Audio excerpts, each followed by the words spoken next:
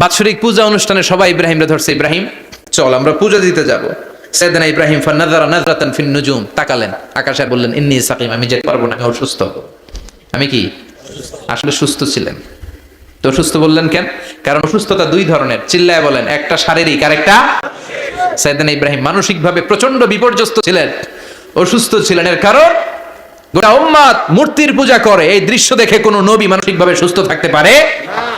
উনি বললেন আমি অসুস্থ, তোমরা যাও।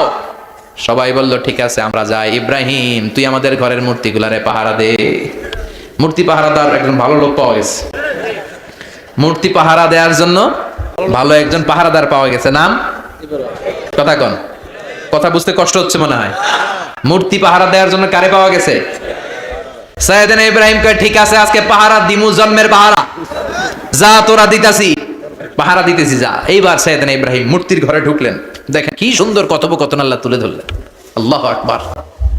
মূর্তির ঘরে, দেবীর ঘরে ঢুকে উনি ঘুরে ঘুরে তাকায়, দেখে একটা এমনি হা করে আর একটা ব্যা করে 14-15টা হাত নিয়ে তাকায় আছে। উনি সবগুলার সামনে এভাবে তাকায় আছে, দেখে এক একটা এক এক চেহারার, একটা হাতির গণেশ স্টাইলের, আর একটা এরকম, আর একটা নারীর, আর একটা বাঘের, আর একটা তলোয়ার নিয়ে আইতাছি কোপায় ফেলাবো, আছে না নাই?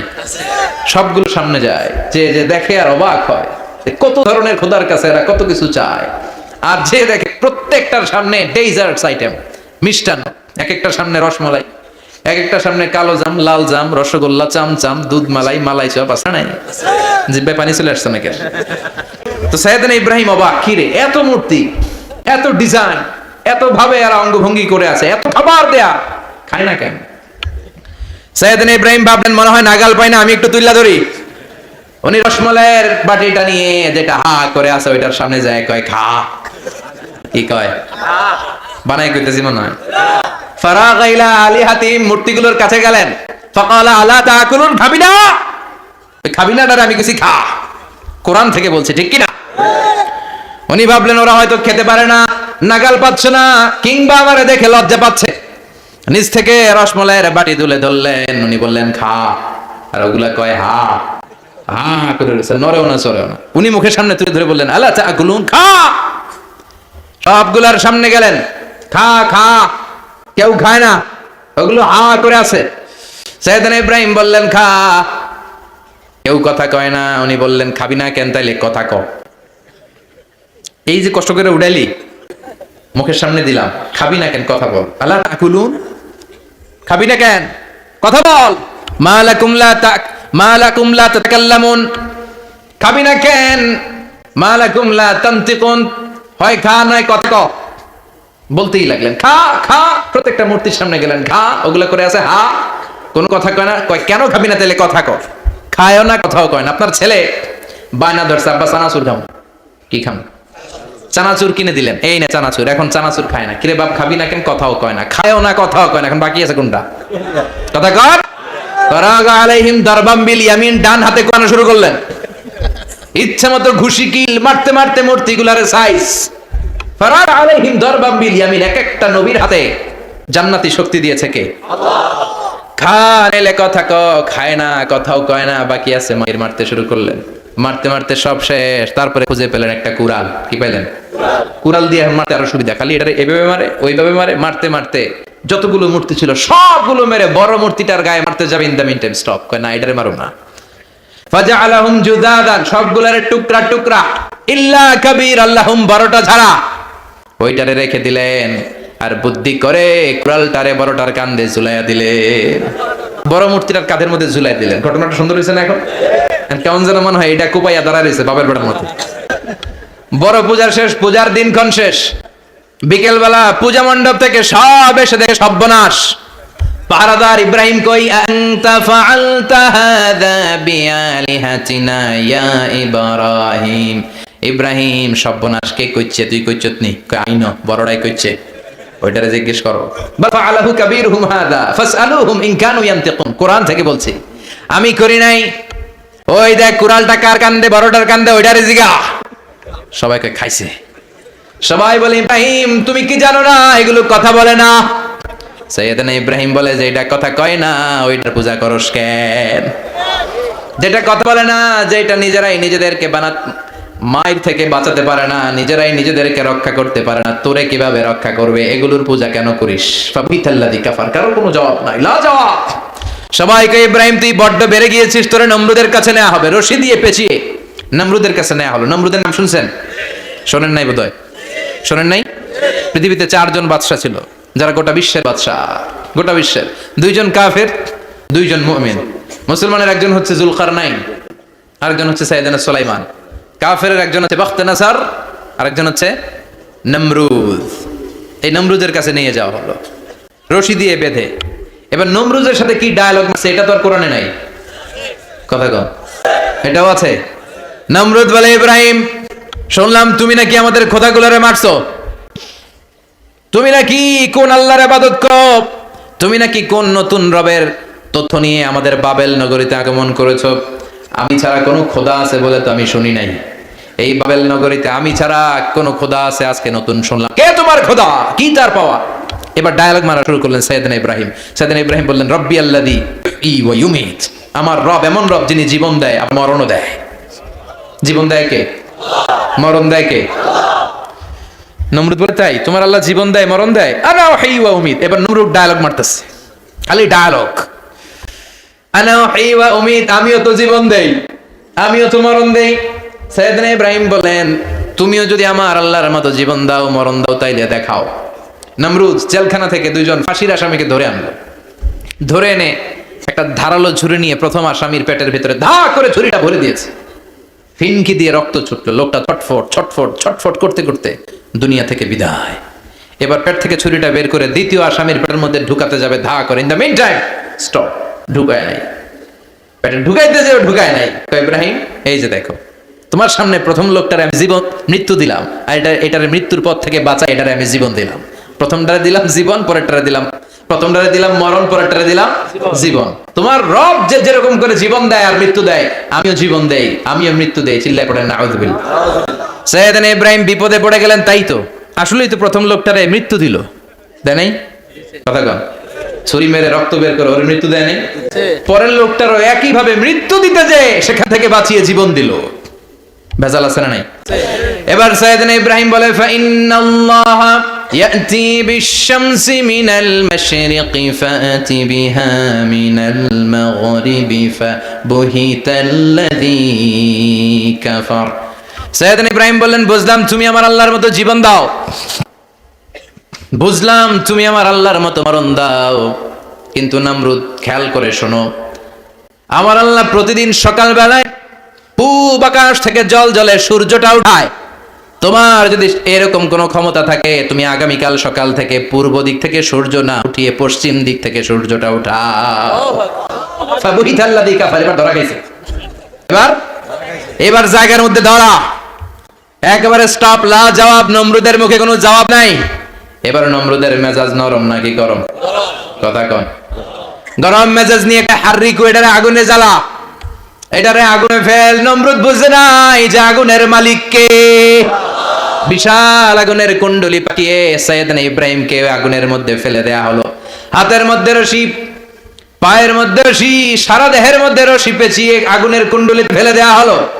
মুহূর্তের মধ্যে আগুনের প্রজ্বলন শক্তি ওই রশিগুলোকে জ্বালিয়ে পুড়িয়ে ছারখার করে দেয়, কিন্তু সাইয়েদনা ইব্রাহিমের দেহের একটা পশমও জ্বালায় না। যে রশি দিয়ে টাইট করে পাচ্ছে ওনার দেহের সাথে লাগানো টাচ করে রশি, ওই রশি জ্বলে যায়, কিন্তু সাইয়েদনা ইব্রাহিমের পশম জ্বলে না। চিল্লায় পড়ে আল্লাহু আকবার।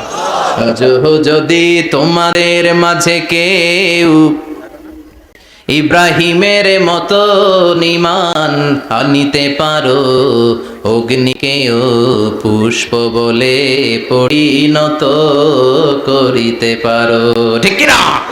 মুসার মতো ঈমান হলে রাস্তা হবে সাগর জলে, ইউসুফের মতো ঈমান হলে একে একে দরজা খুলে। সাইয়েদনা ইব্রাহিমের মতো ঈমান যদি আজও থাকে বিদ্যমান, অগ্নিকুণ্ডে দেখতে পাবে খুবসুরত এক ফুলবাগান, ঠিক কিনা? ওই ঈমানটা দরকার। ওই ঈমান যদি ঈমানের মতো হয়, আগুনের কুণ্ডলকে ফুলবাগান বানিয়ে দিবে কে?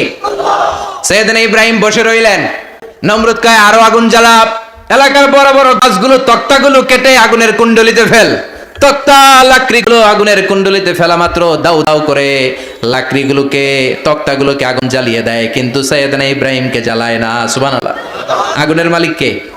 ওই আল্লাহ আজও আছে না নাই?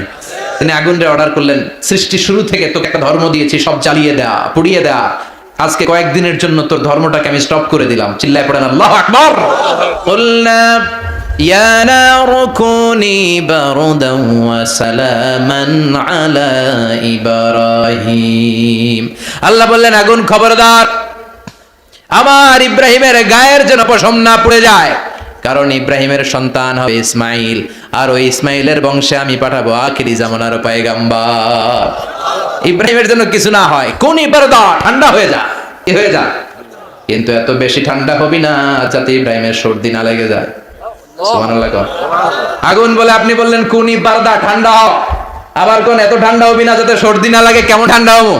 আল্লাহ বললেন সালামান আলা ইব্রাহিম, সালাম হয়ে যা, শান্তির গুলবাগিচা হয়ে যা, এয়ার কন্ডিশন নাতি শীতুষ্ণ হয়ে যা। চিল্লায় পড়েন আল্লাহু আকবার।